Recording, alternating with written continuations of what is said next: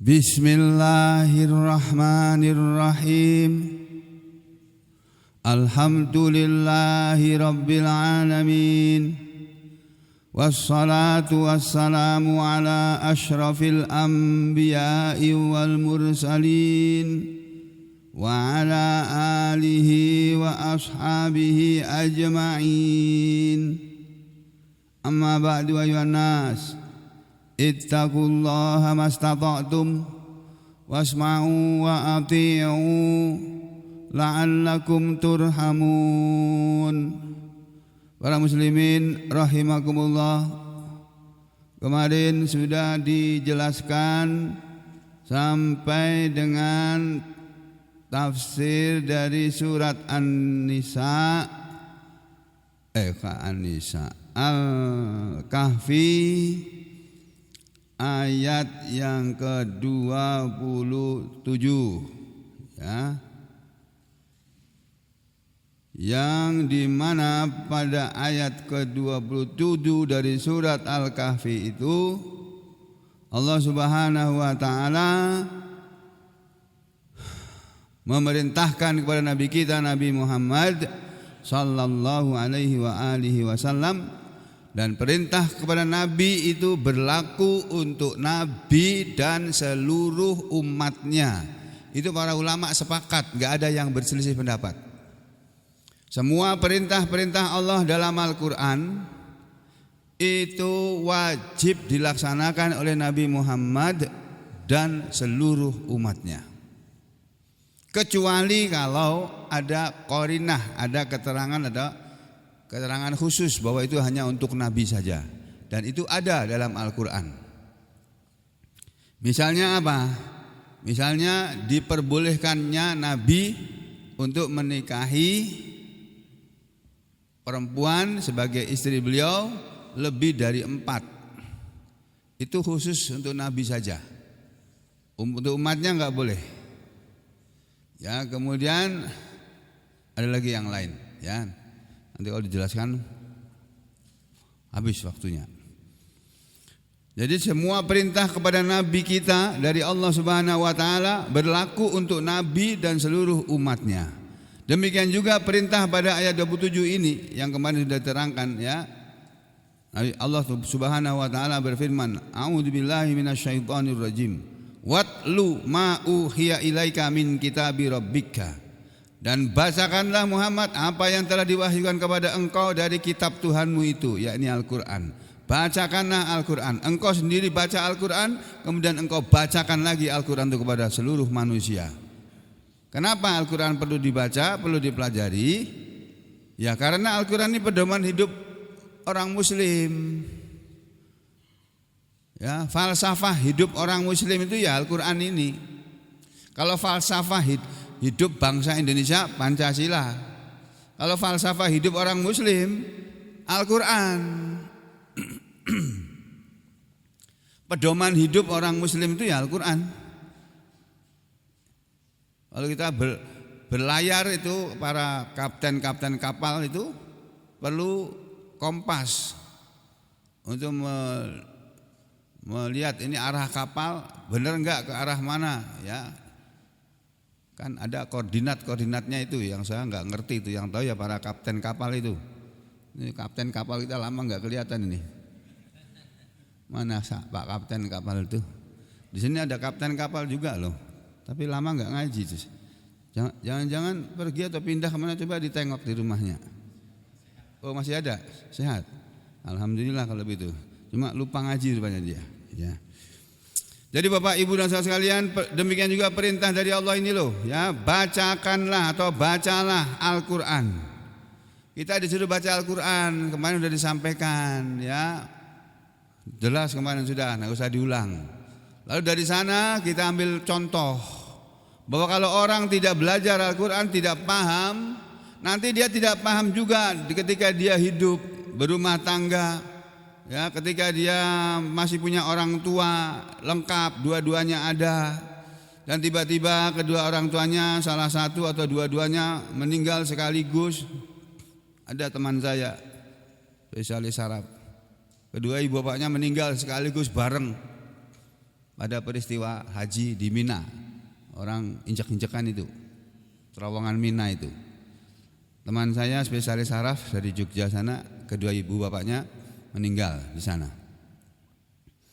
Nah, kadang-kadang ada di antara kita sudah berumah tangga, masih punya orang tua, tiba-tiba orang tuanya meninggal salah satu. Kalau orang tua kita meninggal salah satu, dia itu punya harta. Entah bapak kita, entah ibu kita. Itu masing-masing sudah punya harta. Harta itu mungkin harta bawaan dari orang tuanya atau harta yang dikasih oleh orang tuanya selama dia jadi anak dari kedua orang tuanya. Kan ada anak orang kaya, ya, yang belum meninggal saja anaknya sudah dikasih rumah, satu-satu semuanya. Kan ada begitu toh? Anaknya dibelikan mobil satu-satu semuanya. Kalau di dalam memberikan rumah dan mobil kepada setiap anak dari anak seorang muslim, ini semuanya sudah dapat bagian. Misalnya ya, orang punya anak 4, semuanya sudah diberikan rumah satu-satu, padahal belum berumah tangga. Misalnya begitu, masih sekolah, masih kuliah, tapi sudah disiapkan oleh orang tuanya. Kamu saya berikan rumah dan sana tuh rumah kamu di sana, kamu sana. Kalau kesemuanya orang tua tadi sudah membelikan kepada semua anaknya, semua sudah dapat, ya sudah, itu hibah pemberian dari orang tuanya. Apalagi kalau sudah disertifikatkan atas nama anaknya, itu lebih kuat lagi kedudukan hukumnya. Tapi kalau orang tuanya ini belum memberikan kepada semua anaknya, baru anak pertama atau anak kedua, sedangkan anaknya ada 8, seperti saya ini 8 bersaudara, yang baru dikasih anak pertama, anak sama anak kedua, terus orang tuanya meninggal. Nah, si bapak tadi yang memberikan rumah untuk anaknya 2 orang tadi, itu harta yang rumah yang diberikan kepada anaknya itu diambil dulu, itu warisan bapaknya itu. Diambil dulu, dihargain. Jadi total berapa tuh rumah itu, ditaksir kira-kira harganya berapa 2 rumah itu. Lalu bapak tadi masih meninggalkan harta yang lainnya apa enggak? Masih tabungan. Berapa tabungannya? 1,3 miliar atau 1,3 miliar misalnya begitu. Nah, ini juga harta warisan ini. Apalagi ada tuh motor gede, moge. Nah, motor Harley. Ya tinggalkan juga. Apalagi ada itu kebun sawit. Nah, apalagi ada itu kebun karet, ada lagi itu kebun rotan, macam-macam itu. Itu semuanya harta peninggalan bapaknya. Kalau itu milik bapaknya. Karena dalam Islam ini, Bapak Ibu dan saudara sekalian, karena banyak diantara muslimin tidak pernah ngaji Al-Quran benar-benar, cuma pengajian tok yang dijalani. Pengajian itu paling seminggu sekali atau sebulan sekali, atau kalau Maulid Nabi, kalau Isra Mi'raj. Wah, itu ngaji semua itu setiap bulan sepenuh, gantian tempatnya. Kalau modelnya ngaji cuma begitu saja, itu belum memenuhi syarat perintah Allah ini. Ya, itu baru pengajian, belum ngaji itu. Kalau ngaji itu baca Al-Qur'annya, diterangkan oleh gurunya, dijelaskan maknanya, kemudian diterangkan tafsirnya, kemudian dicontohkan bagaimana cara mengamalkannya. Ya, gara-gara sebagian besar umat Islam di Indonesia ini pada enggak pernah ngaji, makanya ketika mereka jadi pejabat ya enggak karu-karuan yang mereka lakukan. Tuh. Setidak-tidaknya ya itu tadi korupsi dan sebagainya sudah. Makanya kita perlu didik anak-anak kita dengan Al-Quran ini supaya mereka tahu bahwa dalam ajaran Islam, kalau seorang muslim laki-laki dan seorang muslimah perempuan sudah menikah, ketika mereka menikah, kemudian mereka nanti mencari nafkah, mungkin salah satu saja cari nafkah, bapaknya yang kerja, ibunya di rumah. Jadi ibu rumah tangga yang baik di rumah enggak kerja. Karena suaminya cukup bekerja sendiri, hasilnya cukup untuk memenuhi kebutuhan rumah tangganya. Dah, ding kamu duduk manis di rumah, enggak usah kerja. Aku aja yang kerja cari uang. Misalnya begitu. Boleh, itu boleh. Kalau aku kalau di rumah sumpah enggak ada kerjaan, Bang, aku pengen kerja juga. Kalau suaminya mengizinkan, boleh istrinya kerja. Kalau suaminya bilang jangan, ya jangan. Ya. Kalau suaminya enggak cukup memenuhi kebutuhan ekonominya, istri boleh bekerja, boleh. Tapi harta yang dicari oleh suami itu milik suaminya, harta yang dicari oleh istri itu milik istrinya. Sendiri-sendiri dipisah. Makanya dalam Islam itu enggak ada istilah harta gono gini, itu enggak ada dalam hukum Islam, itu enggak ada. Itu kan hukum jahiliyah ini, hukum KUHP dan KUH Perdata. Itu kan hukum jahiliyah itu, bukan hukum Islam. Jadi ketika ini sebagai seorang muslim ya, saya memandang, saya menerangkan sebagai seorang muslim kepada orang muslim. Bagi orang Islam yang berlaku ya hukum Islam dalam hal apapun seharusnya begitu. Tapi karena banyak orang Islam nggak pernah ngaji, makanya mereka nggak tahu. Sehingga mereka mengenal harta gono gini itu tadi. Itu kan ajaran Jawa juga itu. Dalam budaya Jawa itu ada harta gono gini. Kalau dalam Islam enggak. Harta yang dicari oleh suami milik suami. Kecuali yang sudah dikasihkan oleh suami kepada istrinya. Istriku yang sayangku sayang, istriku yang cantik jelita, dicium-cium apa namanya ini, ubun-ubunnya, cium pipi kanan, pipi kiri, ya, cium bibirnya juga boleh. Tapi jangan di muka umum. Kalau mau begitu jangan di muka umum. Jangan menampakkan kemesraan di muka umum, itu dilarang dalam Islam tuh, sesungguhnya begitu. Tapi banyak di antara kita nggak paham. Betul, betul. Ya di pernikahan terus cipika-cipiki, sebetulnya itu tidak boleh. Rasulullah SAW tidak mengajarkan seperti itu. Rasulullah SAW itu sangat sayang kepada istrinya, sangat sayang sekali. Dan beliau mesra sekali sama istrinya, mesra. Beliau itu apa namanya itu, romantis sekali pada istrinya. Aku ini enggak romantis, kurang romantis aku ini. Jangan jadi istriku, nanti sampai marah-marah terus nanti. Nabi Muhammad SAW itu romantis banget pada istrinya. Manggil Aisyah tuh istri beliau yang satu-satunya istri beliau dari 13 istrinya yang beliau pernah nikahi, perempuan-perempuan pernah beliau nikahi, hanya satu yang perawan, yaitu Aisyah radhiyallahu anha. Yang lainnya itu janda-janda semuanya. Nah, Aisyah ini terkenal dalam sejarah sebagai salah satu istri beliau yang paling cantik, selain Hafsah, selain Zainab binti Jahsin, Hafsah binti Umar. Ya, ini apa namanya? Aisyah ini beliau manggil Aisyah bukan ya, kadang-kadang beliau manggil ya Aisyah, kadang-kadang aja. Tapi seringnya beliau manggil ya Humaira, wahai yang berpipi merah jambu, merah delima. Karena pipinya Aisyah itu asli merah delima. Kalau pipi perempuan sekarang merah delima karena dikasih kosmetik. Dikasih kosmetik itu. Kalau pipinya Aisyah itu asli. Makanya kalau manggil ya Humaira itu dan sebagainya. Nah, sudah ya.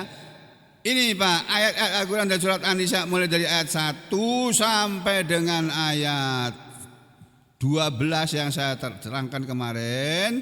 Tapi yang saya terangkan kemarin itu hanya bagian akhirnya saja, yaitu ayat 13 dan 14. Mungkin ada yang bertanya, itu Ustaz tuh bener gak sih ngomong kalau orang gak bagi warisan terus dimasukkan ke dalam neraka kekal di dalamnya, bener apa enggak sih itu? Kok baru dengar aku? Misalnya ada yang bertanya begitu. Nah, saya kasih kesempatan, ayo kita lihat tafsirnya ya. Tafsir surat An-Nisa ayat 13 dan 14. Kita buka tafsir yang gampang, yang sering saya buka terlebih dahulu kalau saya baca kitab tafsir Al-Baghawi ini. Nih. Ya. Nih.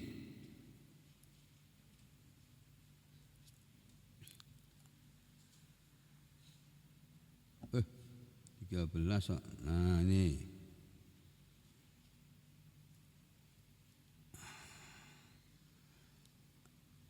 A'udzu billahi minasyaitonir rajim. Nah, ini ya. Tilka hududullah. Ini dulu sudah pernah terangkan ayat ini nih 10 tahun yang lalu kira-kira. Tilka hududullah artinya apa? Tilka itulah hududullah, batas-batas Allah. Yakni maksudnya yaitu yang dimaksud dengan tilka itulah batas-batas Allah. Itu yang mana? Batas-batas Allah itu yang mana? Yakni madzakara, apa yang Allah telah sebutkan, minal furud, dari yang fardu-fardu, dari yang wajib-wajib, al-mahdudah, yang telah ditetapkan sebagai batas, yang telah ditetapkan sebagai batas, yang telah ditentukan sebagai batas-batas Allah. Apa?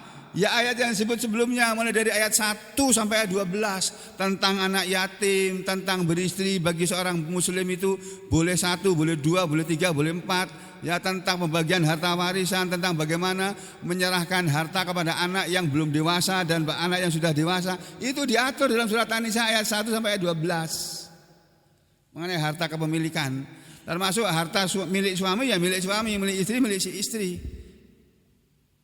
Dulu pernah ada sahabat Nabi namanya Abdullah bin Mas'ud, panggilannya Ibnu Mas'ud. Dia miskin ya, cacat pula dia, telinganya putus sebelah, badannya kecil, kurus, miskin. Suaminya cantik, kaya raya, Pak. Kok suaminya ngelindur aku ini ya. Istrinya Ibnu Mas'ud itu cantik, kaya raya. Ya Allah, kok aku kemisosolan terus gimana? Sebentar, tak minum dulu. Bismillahirrahmanirrahim. Abdullah bin Mas'ud itu orangnya nggak ganteng, tapi istrinya cantik, kaya lagi. Abdullah bin Mas'ud nggak bisa cari uang, nggak banyak penghasilannya. Istrinya terima saja keadaannya seperti itu karena dia punya harta sendiri kok. Nah, itu satu ketika dia tanya kepada Rasulullah, ya Rasulullah, bolehkah ya Rasulullah saya kasih uang saya, harta saya kepada suami saya? Dia kurang memberi nafkah kepada saya, cari nafkah kurang. Saya boleh nggak sedekah kepada dia? Boleh nggak ngasih harta saya kepada dia? Nabi bilang apa? Boleh. Istri sedekah kepada suami boleh. Kalau suaminya miskin ya istrinya yang ngasih kepada suami. Kalau suaminya bisa cari uang, dapat uang banyak, dia yang berkewajiban ngasih nafkah kepada istri. Jadi begitu dalam Islam, harta milik suami ya milik suami, kecuali yang sudah diberikan kepada anaknya, kepada istrinya, ya itu juga bukan miliknya lagi, sudah diberikan. Ya, tapi ada batasan-batasan tertentu. Nanti pembicaraannya panjang lebar tuh dalam ilmu fikih itu. Ya, kemudian intinya ya, harta milik suami ya milik suami, milik istri milik istri. Jadi kalau ada suami meninggal dunia, diwaris hartanya itu, dibagi dulu, ibunya dapat berapa, istrinya dapat berapa, anak-anaknya masing-masing dapat berapa. Kalau ada rumah ya rumahnya ada berapa, ada 4, anaknya 4, ya satu-satu. Itu enggak asal main tunjuk kamu yang sana, kamu yang sana, enggak, dihitung dulu semuanya, dinilai dulu secara dengan rupiah. Kemudian dibagi menurut Islam. Yang tidak mau membagi seperti itu berarti sudah menerjang batas-batas Allah. Apa kata Allah? Wa may yuti'illaha wa rasulah, dan siapa saja yang mentaati Allah dan Rasulnya, yudkhilhu jannatin tajri min tahtihal anhar, Allah akan memasukkan dia ke dalam surga yang mengalir di bawah istana-istana surga itu sungai-sungai surga. Khalidina fiha, mereka kekal di dalamnya, wa dzalikal fauzul azim. Nah, ini keterangannya segitu aja. Enggak ada panjang lebar di tafsir Al-Baghawi, cuma gini aja ini. Pokoknya yang taat kepada Allah dan kepada Rasulnya dalam hal yang disebutkan di surat An-Nisa dari ayat 1 sampai ayat 12, Allah akan masukkan dia ke dalam surga. Tapi yang durhaka sebaliknya nih, wa may ya'sillaha wa rasulah, dan barang siapa mendurhakai Allah, tidak taat kepada Allah wa rasulahu, dan tidak taat kepada Rasulnya, wa ya'ta'adda wa yata'adda dan melanggar, menerjang, melampaui hududahu, batas-batasnya, batas-batas Allah, yudkhilhu nara, dia Allah akan memasukkannya ke neraka, khalidan dia kekal fiha di dalamnya, walahu dan untuk dia azabum muhin, azab yang hina. Apa kata Al-Baghawi? Udah nggak ada penjelasannya, ayat ini jelas kok, nggak usah diterangkan. Siapa yang durhaka kepada Allah dan Rasulnya, tidak mau taat dalam membagi harta warisan, dalam rumah tangga, urusan rumah tangga, dalam urusan pernikahan, dalam urusan harta, ya enggak mentaati Allah dan Rasulnya, masuk neraka dia. Nih lihat nih tafsir Al-Baghawi, enggak ada pembicaraan lagi. Ada pembicaraan masalah bahasa. Sebagian ada yang membacanya bukan yudkhilhu tapi nudkhilhu, itu aja. Tapi kita lihat tafsir yang lain. Saya sudah baca semuanya ya. Saya carikan yang lebih mendetail. Salah ini.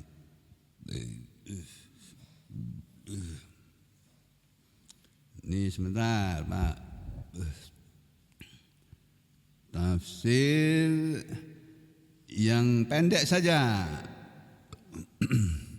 Mukhtasar tafsir. Nah, inilah, Pak. Nih ya, surat An-Nisa ayat 13 14. Dari Mukhtasar Al-Mukhtasar fi Tafsiril Quran. Ringkasan tentang tafsir Al-Quran. Penyusunnya siapa? Para kumpulan ulama-ulama ahli tafsir seluruh dunia. Ditulis dalam satu buku. Ditulis, ini tafsir yang ringkas. Maksud dari ayat 13 dan 14 surat An-Nisa itu seperti ini. Tilka hududullah, maksudnya tilka itulah, tilkal ahkam, itulah hukum-hukum al-madhkurah yang telah disebutkan dari ayat 1 sampai ayat 12. Ya, itulah hukum-hukum yang telah disebutkan oleh Allah, hukum-hukum yang telah disebutkan di depan tadi, fi sya'nil yatama, tentang urusan anak yatim, wa ghairihim dan selain mereka. Tentang urusan anak yatim, bagaimana kita memperlakukan anak yatim, bagaimana kita menjaga harta anak yatim, bagaimana kita beristri dan bagaimana kita berumah tangga. Itu semuanya adalah hududullah. Apa arti hududullah? Syara'iullah, syariat Allah. Itulah batas-batas Allah, itulah aturan-aturan Allah, hukum-hukum Allah. Allati syara'aha, yang Allah telah mensyariatkannya li ibadihi, kepada hamba-hambanya. Liya'malu, supaya mereka beramal biha, dengannya. Itu loh, ini loh tafsir yang ringkas tapi padat dan kena langsung ke sasarannya.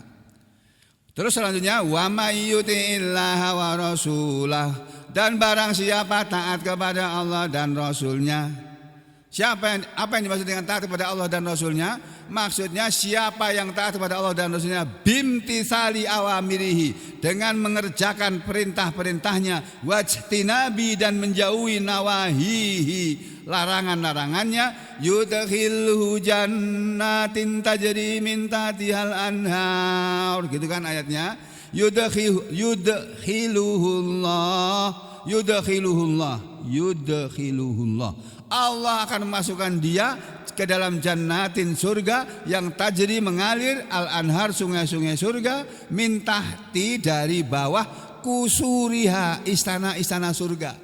Rumah kita orang beriman kalau masuk surga nanti, Pak, rumahnya bukan cuma seharga berapa M, Pak, bukan juga berharga berapa T. Rumah kita tuh istana nanti di sana, Pak.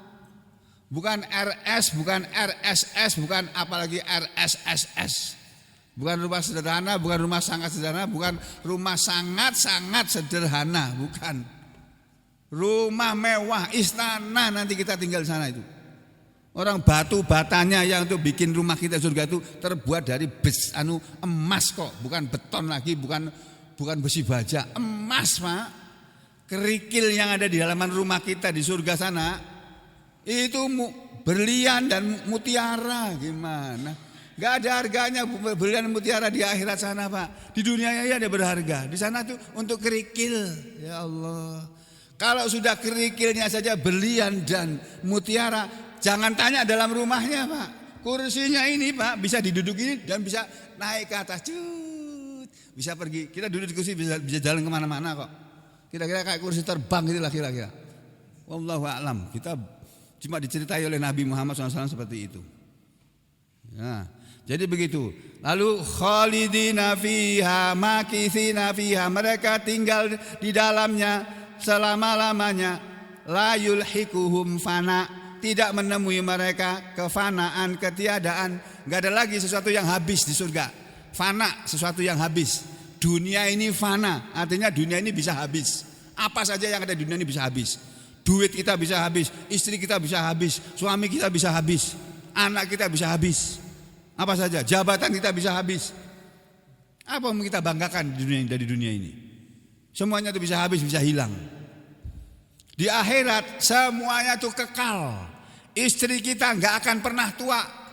Kalau kita suami istri sama-sama masuk surga, nanti kita oleh Allah akan dimudahkan lagi umur sekitar 30-an tahun, sama seperti umur Nabi Isa Al-Masih alaihissalam.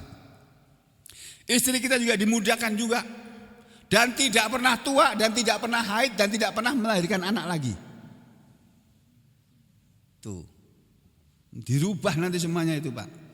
Ya, makithina fiha abada wa dzalikal fauzul azim, dan itulah balasan yang besar, wa dzalikal jaza, dan itulah balasan al-ilahi, balasan ilahiyah, huwal fallahul azim, dia adalah kemenangan yang besar. Jadi kemenangan yang besar adalah masuknya orang ke dalam surga. Sebaliknya, wa may ya'sillaha wa rasulah, dan siapa saja yang mendurhakai Allah dan Rasulnya, mendurhakai Allah dan Rasulnya, bagaimana maksudnya?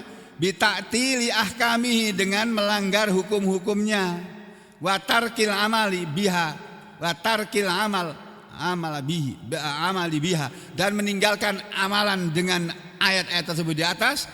Ya, au syakku fiha, atau ragu-ragu. Apa benar sih? Masa orang enggak bagi warisan masuk neraka? Apa benar sih? Ragu-ragu gitu. Sama itu orang yang ragu-ragu kepada Al-Quran, sama dengan orang kafir yang enggak percaya sama Al-Quran, dimasukkan oleh Allah ke dalam neraka. Ya, wa may ya'sillaha wa rasulahu wa yata'adda hududahu, dan menerjang batas-batasnya, maksudnya wa yatajawaju hududa, dan menerjang, melewati, menyeberang, menyelewati hududa, batas-batas masara'ahu, apa yang Allah telah mensyariatkannya. Siapa yang menerjang batas-batas Allah dalam urusan warisan, urusan anak yatim, urusan istri, suami dan sebagainya, dalam urusan anak, yudkhiluhu naro, dia Allah sendiri yang akan memasukkan dia ke neraka, makisan fiha, dia kekal, dia tinggal di dalamnya selama-lamanya, walahu fiha adabum mudil, dan untuk dia di dalamnya adab yang menghinakan. Nah, ini tafsirnya Pak. Wis, ya, mudah-mudahan apa yang saya sampaikan kemarin itu jelas, tidak menimbulkan keraguan-raguan lagi. Mulai sekarang kalau ada di antara kita kematian bapaknya atau ibunya, hartanya dibagi sesuai dengan syariat Islam. Enggak tahu caranya membagi, panggil tuh hakim agama, hakim dari kantor pengadilan agama, panggil yang ahli tentang hukum waris, panggil, atau datang kepada kiaimu yang ngerti cara membagi harta warisan. Ya. Nah, sekarang kita masuk kembali kepada surat Al-Kahfi, tapi kayaknya enggak selesai juga ini nanti ini ya. Ya, bagi yang nanti segera meninggalkan tempat silakan ya, saya berdoa untuk mereka. Allahumma fir lahum warhamhum. Ayat yang kemarin saya bacakan adalah ayat 28. Kita lihat ayat 28 beserta tafsirnya. Apa kata Allah? Wasbir nafsaka, dan sabarkanlah dirimu wahai Muhammad, wahai Rasulullah. Ini terjemahnya, wasbir, dan bersabarlah engkau, atau sabarkanlah nafsaka, dirimu Muhammad. Maksud kalimat ini adalah ihbis ya Muhammadu nafsaka, tahanlah wahai Muhammad dirimu. Tahan, sabar. Sabar itu betah, menahan diri, bisa menahan diri, itu sabar. Menahan diri, betah, itu arti sabar. Sabarkanlah dirimu wahai Muhammad. Ini sebab turunnya ayat ini, kita lewati dulu. Karena ada banyak versi ya. Wasbir nafsaka, ma'alladzina bersama orang-orang yang yad'una rabbahum, mereka selalu berdoa kepada Tuhan mereka, bil ghadati wal asyi, di waktu pagi dan petang. Maksudnya tarafayin nahar. Bersabarlah kamu Muhammad, hidup bersama orang-orang yang kebanyakan mereka itu miskin-miskin, wahai Rasulullah. Ashabus suffah yang dimaksud oleh ayat ini, yang jumlahnya katanya menurut satu cerita itu ada 300 orang. Seluruhnya 300 orang sahabat Nabi, miskin-miskin semuanya. Enggak ada yang kaya raya. Yang kaya raya ada tapi sedikit jumlahnya. Ya. Bersabarlah kamu Muhammad untuk duduk bersama dengan orang-orang miskin itu, karena mereka orang-orang miskin yang ada di sekelilingmu itu, wahai Muhammad, wahai Rasulullah, adalah orang-orang yang mereka berdoa kepada Tuhan mereka di waktu pagi dan petang. Yuriduna wajhahu, mereka melakukan itu karena menginginkan keridhaan Allah. Yuriduna wajhahu artinya mereka menghendaki wajah Allah. Maksudnya yuriduna, mereka menghendaki Allah. Mereka menghendaki keridhaan Allah. Mereka melakukan berzikir di pagi dan petang. Mereka sholat 5 waktu yang mereka lakukan tuh. Kalau habis sholat mereka di masjid aja, udah nggak kemana-mana. Nanti di dalam tafsir terangkan itu. Karena mereka nggak punya pekerjaan. Mereka melakukan itu karena menginginkan keridhaan Allah. La yuriduna, mereka tidak menghendaki bihi dengan apa yang mereka amalkan, aradon minat dunia, harta dari dunia ini, harta benda dari dunia ini. Itu orang-orang miskin di zaman Nabi dulu. Walaupun mereka miskin Pak, mereka menyibukkan karena mereka nggak punya keluarga, belum berkeluarga. Kebanyakan mereka itu nggak punya keluarga. Jadi mereka itu karena nggak ada yang diurusi kan, nggak cari makan, berlomba-lomba cari makan atau cari BLT, nggak ada. Zaman itu kan belum ada BLT juga. Kok BLT bener ya? Bantuan langsung tunai itu loh. Kalau sekarang apa namanya itu? PPKM. Apa Pak namanya? PKH. Ya, nggak ada. Mereka sibuk di masjid ngaji sama Rasulullah SAW. Nggak mau ketinggalan ilmunya. Tuh. Nah ini loh. Qala Qatadah, berkata Qatadah, nazalat ayat ini turun fi ashabis suffah, tentang ashabus suffah, penghuni emperan masjid. Wakanu, dan mereka jumlahnya saba'a mi'ati rojulin. Bukan 300 Pak, 700 orang. Saba'a mi'atin 700 orang. Sahabat Nabi yang miskin-miskin itu. Fuqara, mereka itu orang-orang yang fakir-fakir. Fi masjidi Rasulullah, tinggalnya di masjidnya Rasulullah sallallahu alaihi wasallam. Tuh. La yarji'una, mereka kalau habis sholat subuh tidak pulang. Ila tijaratin, menuju kepada perdagangan untuk berdagang, enggak ada. Wala ila zar'in, dan tidak pula mereka pulang untuk menuju ke tanaman mereka, ladang mereka, enggak. Wala dhar'in, dan tidak pula menuju kepada kambing atau onta mereka yang sedang menyusui anaknya, yang bisa sedang menyusui sehingga bisa diperah air susunya. Enggak. Yusalluna, mereka selalu salatan sesuatu salat. Salat subuh, habis salat subuh di masjid. Ya, baca Quran, zikir pagi dan petang. Wa yantadiluna ukhra, mereka selesai salat sesuatu salat, wa yantadiluna ukhra, kemudian mereka menunggu salat yang berikutnya. Falamma nazalat hadhil ayah, maka ketika turun ayat ini, wasbir nafsaka ma'al ladina yad'una rabbahum bil ghadati wal asyi yuriduna wajha. Itu ketika sudah turun ayat ini, qala, bersabdalah an-nabiyyu, nabi sallallahu alaihi wasallam. Apa kata Nabi ketika ayat ini turun? Alhamdulillah, kata Nabi, segala puji kepunyaan Allah, segala puji milik Allah. Alladzi, yang Allah itu ja'ala, telah menjadikan fi ummati, di kalangan umatku, man umirtu, orang yang aku diperintah oleh Allah, an asbira nafsi, agar aku menyabarkan diriku ma'hum, bersama mereka. Bapak-bapak, ibu-ibu dan saudara sekalian, dalam ayat ini ada pelajaran yang tersirat. Kata guru saya juga begitu, saya baca di kitab-kitab tafsir juga begitu. bahwa berkumpul dengan orang miskin itu nggak enak kalau nggak sabar. Bagi orang yang kaya, coba aja seluruh orang kaya itu kumpul sama orang miskin berlama-lama. Kalau mereka nggak punya iman yang kuat, nggak sabar mereka. Orang-orang ini kalau kumpul cuma mintain duit aja, kalau nggak minta duit minta rokok dan soal gitu. Ya, jadi nggak sabar mereka. Nanti ada ceritanya itu ya mengenai sebab turun ayat ini yang sahih. Jadi Nabi mengatakan alhamdulillah segala puji bagi Allah yang telah menurunkan ayat yang dengan ayat itu aku diperintah oleh Allah untuk bersikap sabar bergaul dengan orang-orang miskin. Bahkan Nabi Muhammad SAW pernah berdoa, Allahumma ahyini miskinan. Ya Allah, hidupkanlah aku sebagai orang miskin. Itu doa khusus untuk Nabi, sama jangan berdoa seperti itu. Enggak kuat sampean itu. Itu khusus untuk Nabi itu. Lah kita enggak usah berdoa udah miskin kok. Nabi itu untuk bisa hidup miskin minta sama Allah. Allahumma ahyini miskinan. Ya Allah jadikan aku sebagai orang miskin aja ya Allah. Dan sampai Nabi kita wafat Pak, rumahnya enggak ada itu gedung-gedung tinggi enggak ada. Rumahnya cuma kotak petak itu. Yang sudah sering saya ceritakan itu.